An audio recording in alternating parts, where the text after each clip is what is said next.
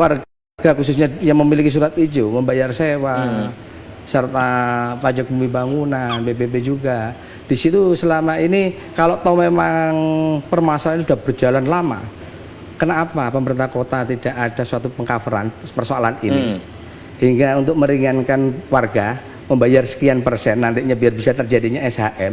Ini selama ini belum ada ditimbulkan. Padahal itu potensinya bisa menyelesaikan masalah yang ada kan? Bisa. Jawaban dari semua keinginan masyarakat juga. Jika kalau sampai hal itu nggak bisa, Mas. Jadi gini, secara administratif, pendapatan PAD juga itu belum pernah terjawab juga. Dari PEM kan bisa dipush nggak kalau versi dari EJJWO? Dipush untuk menyelesaikan masalah ini dengan keberadaan tadi? Ya memang itu faktor utama memang dari pemerintah kota. Karena tidak mauan dari Pemkot juga? Mau tidak mau, pemerintah kota harus bisa membedahi persoalan ini. Karena apa? Yang memegang manajemen untuk sewa, surat hijau, inilah mereka yang harus bertanggung jawab. Kira-kira sudah ada lampu cerah atau belum, Pak? Selama ini masih kita belum mengadakan action karena kita akan menunggu dari beberapa warga nantinya kalau memang hal ini dalam persoalan ini akan kita unggah atau kita ungkap kembali, kita akan perjuangkan. Insya Allah SW siap mengawal. Warga sudah bersuara, pemerintah pun juga bersuara. Tidakkah itu cukup untuk menarik atau untuk membuat SCJW untuk bekerja untuk memberikan satu jawaban dari kasus surat hijau ini? Ya, jadi kebetulan Mas. Kendalanya apa mungkin Pak? Kita kan juga baru juga jadi warga di Ngagel juga di surat hijau ini. Jadi memang kebetulan kita baru kali ini kita mengadakan konsolidasi sama teman-teman juga plus warga masyarakat. Insya Allah dalam dekat ini kita akan siap mengawal dalam persoalan surat hijau ini. Oke, baiklah. Ini ada dua dari sekian banyak kasus korupsi yang ada di Surabaya dan juga yang ada di Jawa Timur. Nanti tolong dijelaskan oleh Pak Denny kira-kira apa yang bisa dilakukan ini sekaligus bagaimana melihat kasus-kasus ini terjadi karena sudah puluhan tahun, bahkan lama sekali pemirsa, masyarakat terlalu terbuai dan bahkan takutnya nanti memaklumkan bahwa kasus korupsi ya udahlah biarkan jadi korupsi, yang penting kita hidup aman nyaman. Jangan seperti itu, kita harus bergerak. Seharusnya kita bergerak untuk melawan kasus korupsi yang ada di negeri ini, khususnya yang ada di Jawa Timur dan juga Surabaya. Kami akan kembali sesaat lagi.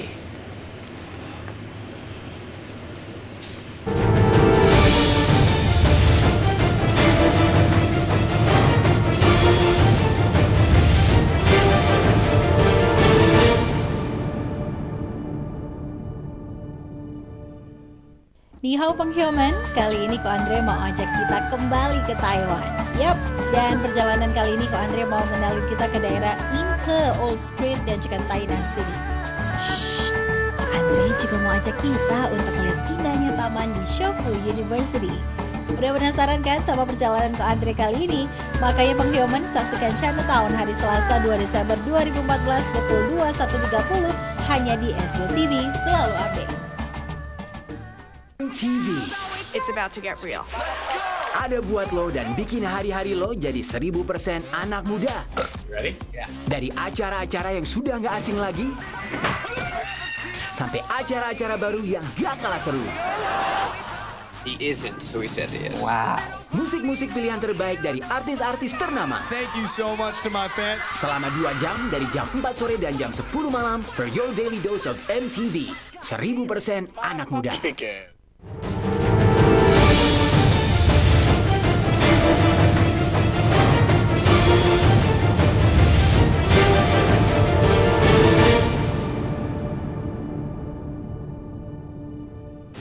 Pemirsa, Pak Miko dari EJJWO sudah menyatakan bahwa ada konsentrasi terhadap dua permasalahan korupsi yang ada di Surabaya, misalkan saja untuk masalah konservasi lahan dan reklamasinya, kemudian juga masalah surat hijau yang terus terkatung-katung sudah lama dan masyarakat yang mungkin saja menjadi korban sudah lelah mungkin untuk berteriak.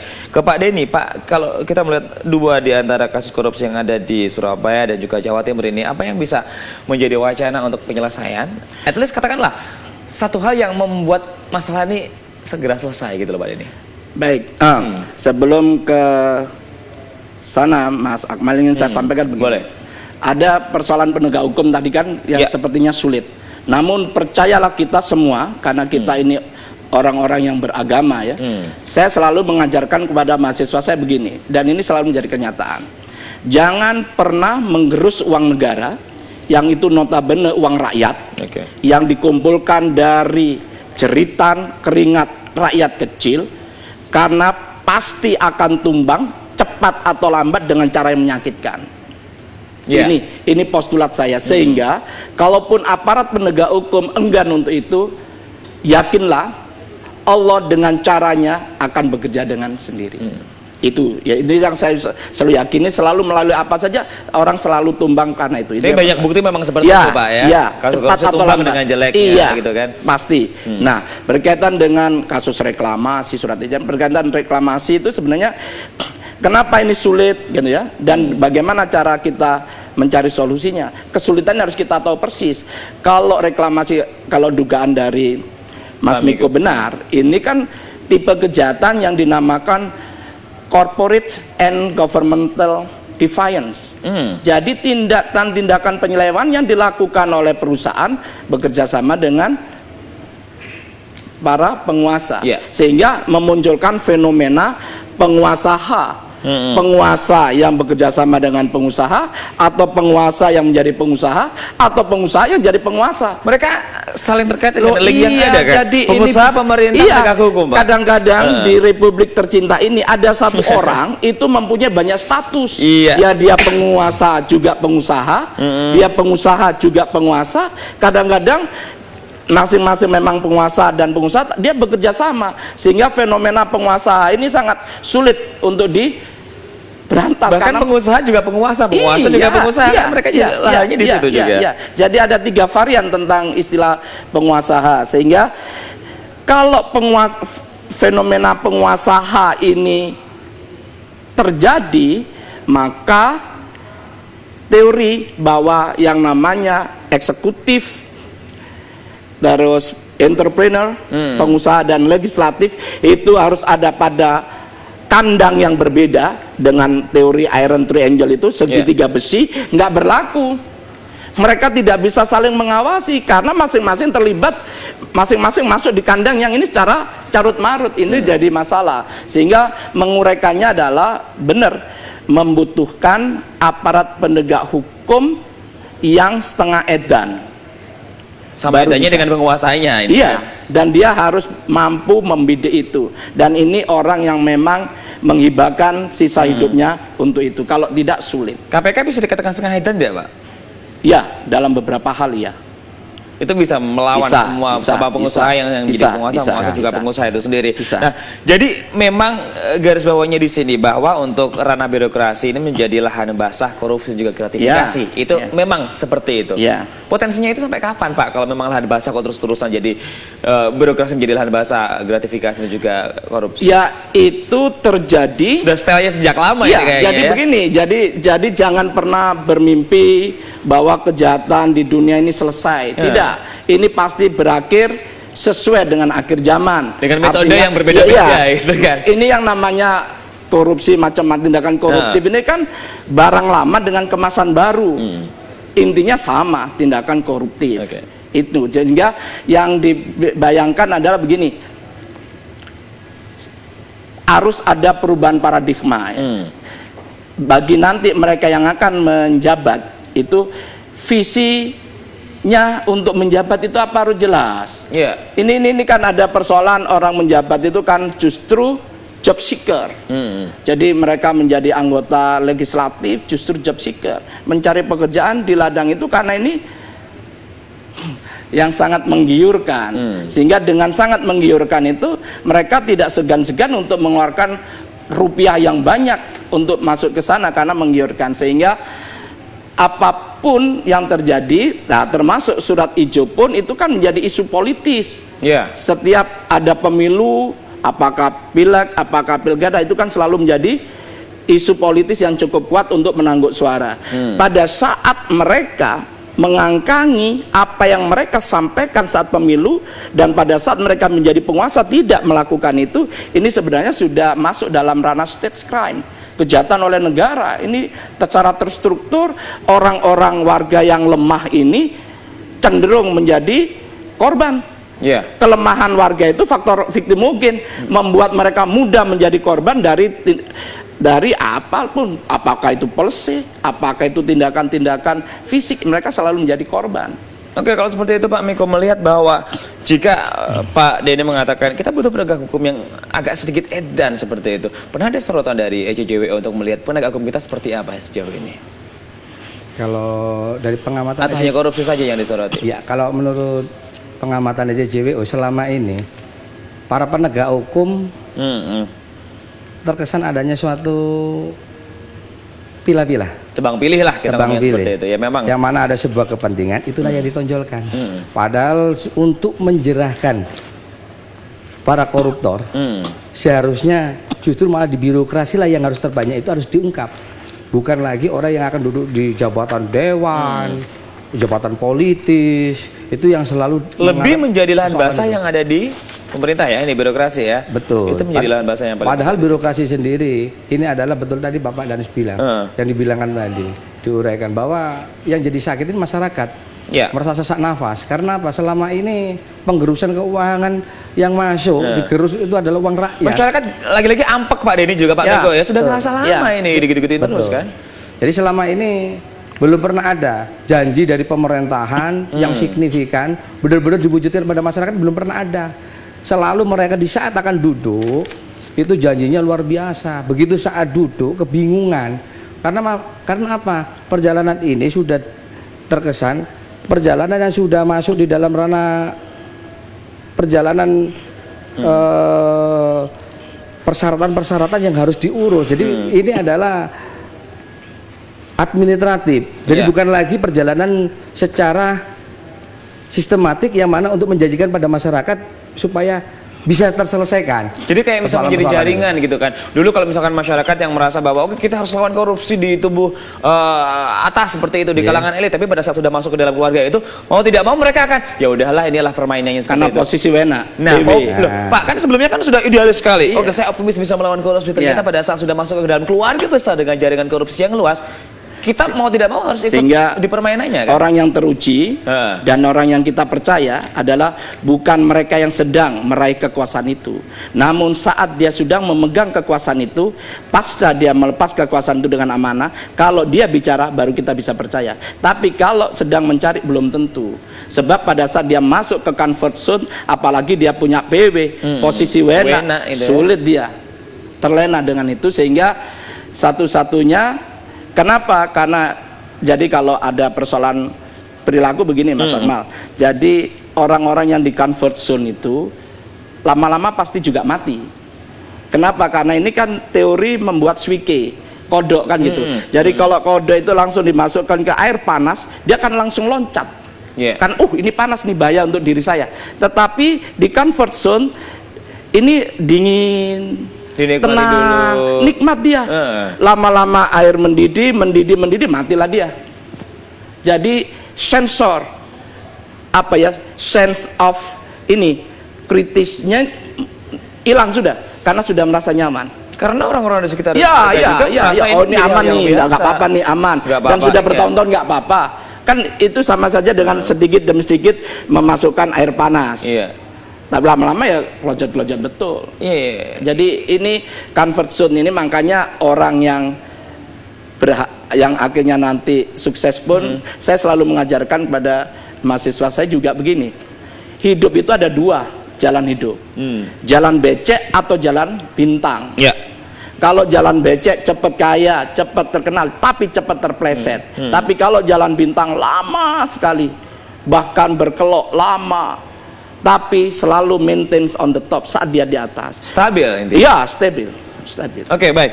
Kalau dengan keberadaan seperti itu, memang mereka yang merasa optimis atau idealis untuk menyelesaikan masalah korupsi memang terhadap. Ada nggak Pak contoh, Pak Denny menyatakan contoh ada orang yang bisa melawan itu semua sampai sejauh ini? Apakah ini akan menjadi satu tren yang terus-terusan terjadi?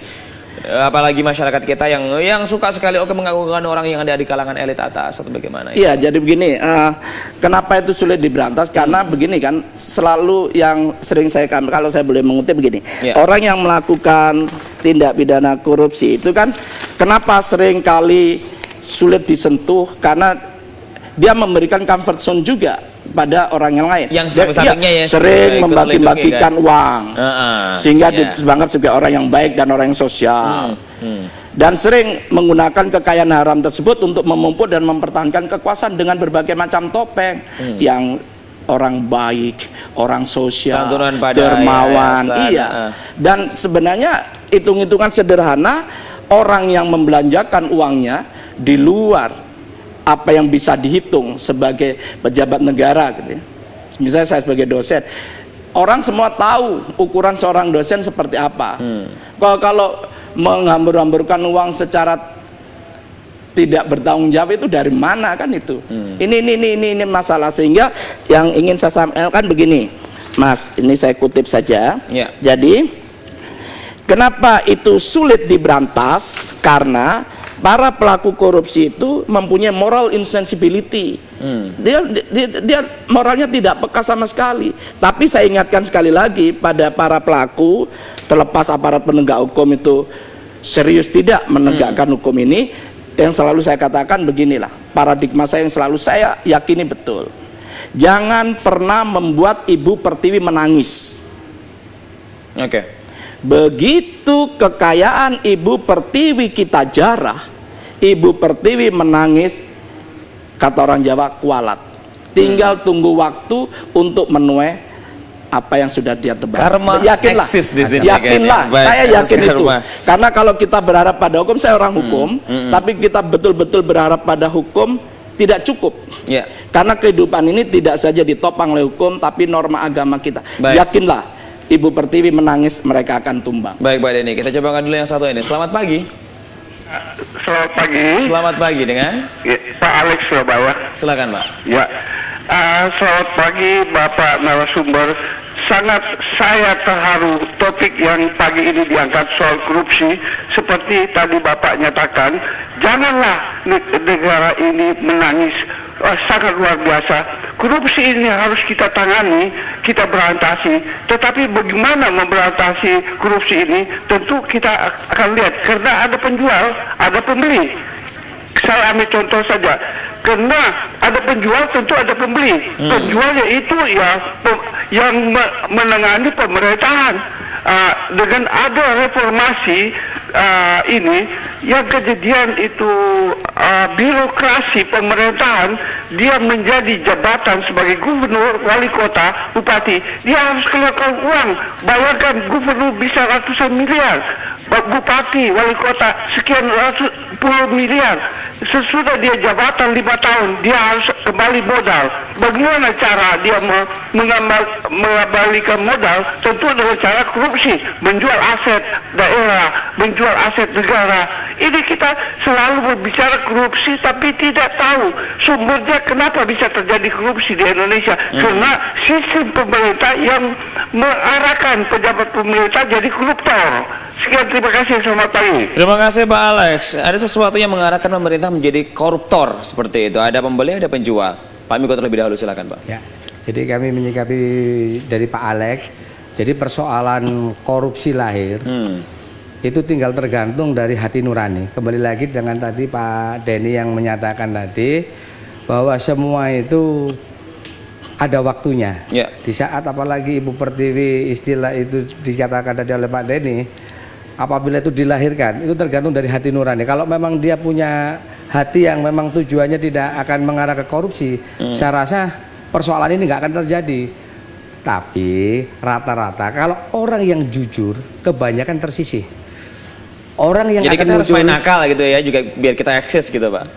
Betul. Jadi semua itu jika kalau menjabat di salah satu baik itu dinas maupun kemana, kalau kamu nggak mempunyai jiwa fleksibel, maka kamu jangan akan mimpi bertahan untuk jabatan itu. Inilah yang jadi tanda kutip banyak ECJWO sendiri menyoroti persoalan-persoalan itu. Bagi orang yang kejujuran, itulah mereka akan tertindas, mereka akan tersisih. Sama halnya tadi yang dinyatakan oleh Pak Denny, gitu loh. Jadi persoalan-persoalan korupsi ini timbul karena dari atas dasar kemauan. Disitulah ada lahan basah, mereka memainkan. Di situ aliran-aliran dana itulah yang akhirnya yang sangat menggiurkan, itu akhirnya timbul suatu rasa, Oke, rasa baik. ingin dan ingin. Kita harus menjadi good boy atau bad boy, ya fleksibel seperti itu. Oke, nanti tolong disikapi lagi oleh Pak Denny di segmen berikutnya. Tetap bersama kami pemirsa, jangan kemana-mana.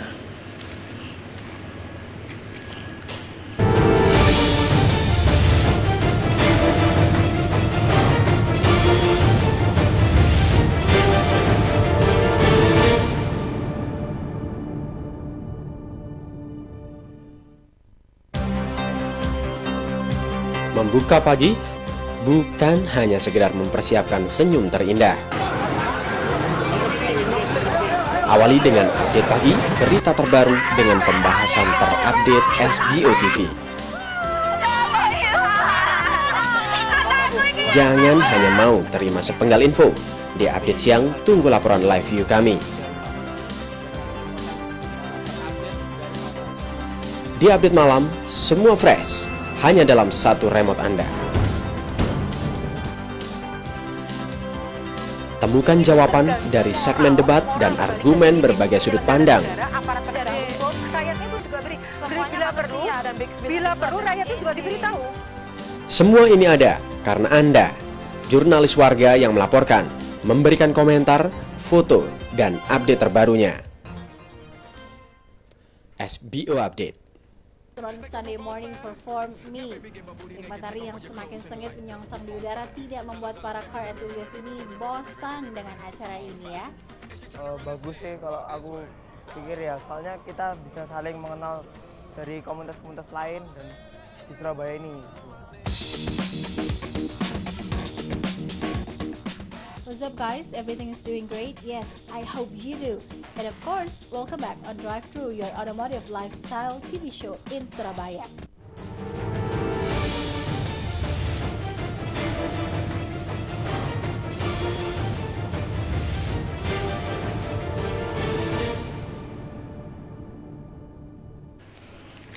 Sebelum kita lanjutkan obrolan menarik pemirsa terkait dengan pemberantasan korupsi Jawa Timur, bagaimana kaleidoskopnya selama tahun 2014 kali ini. Sekarang kita coba lihat bagaimana informasi dari Khotibul Umam, reporter kami yang telah berada di gereja paroki ini untuk melihat pantauan secara langsung untuk jalannya ibadah umat Kristiani pada saat Natal kali ini. Dan sekaligus melihat bagaimana pengamanan yang dilakukan oleh kepolisian. Silakan rekan Umam.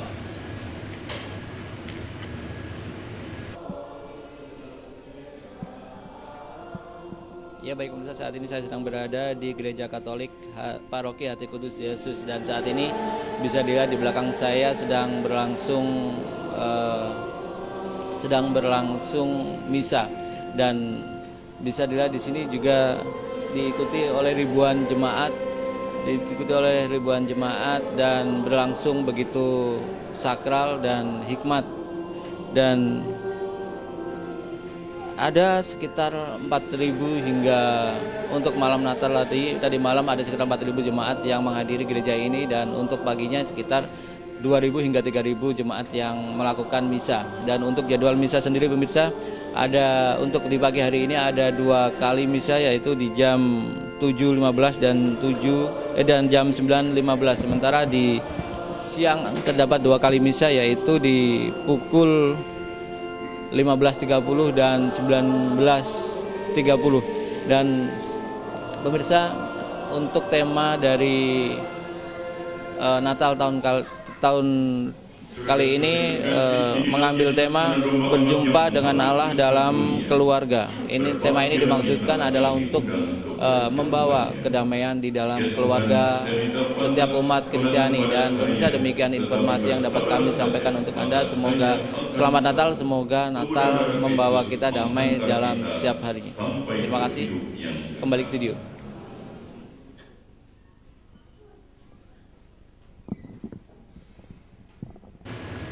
Terima kasih Muam yang berada langsung di gereja tadi, pemirsa, sekaligus untuk melihat pantauan bagaimana ibadah dari umat Kristiani yang ada di sana. Saya coba kembalikan lagi ke topik untuk hari ini, pemirsa, di dialog kedua untuk update pagi.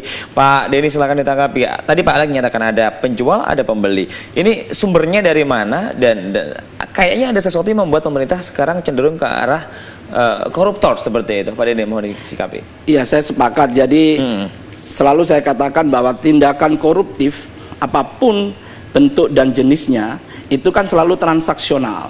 Jadi ada penjual, ada pembeli, saya sepakat. Terus nanti disampaikan bagaimana cara memberantas korupsi. Sehingga saya ilustrasinya begini, untuk membedah dan menyelesaikan persoalan korupsi, saya sebagai orang hukum kurang begitu yakin kalau kita menyelesaikan ini hanya dari sisi pisau bedah hukum. Tapi iya, harus ada pisau bedah non hukum yang lain. Gerakan kebudayaan, gerakan sosial. Sehingga pagi ini kita berdiskusi ini kan merupakan salah satu kerikil untuk memecahkan persoalan ini. Jadi, kenapa kalau kita bicara hukum, yang namanya aparat penegak hukum seantero Indonesia ini tahu persis tipikal tindakan korupsi kayak apa, anatomi tindakan korupsi kayak apa, bagaimana penanggulangan dengan menggunakan instrumen hukum yang ada, itu sudah ada. Cuman yang belum ada adalah ketegaran hati dan tekad bulat